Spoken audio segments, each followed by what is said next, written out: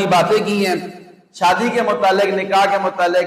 سب سے پہلی بات یہ کی ہے کہ اپنے بچوں اور بچیوں کا اللہ کے نبی نے کا فرمان ہے کہ جب وہ شادی کے قابل ہو جائیں تو جتنا جلدی ہو سکے تم ان کی شادی کرو، اور جلدی شادی تب ہوگی جب ہم خرچے کم کریں گے۔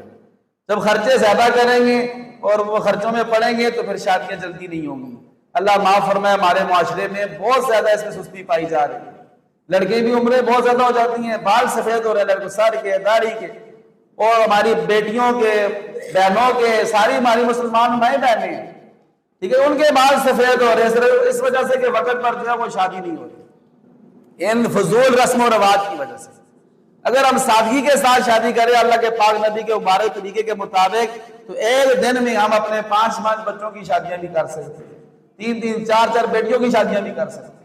دین میں کوئی مشکل نہیں ہے، ہمارے رواجوں نے، ہمارے طریقوں نے اس کو مشکل بنایا ہوا ہے۔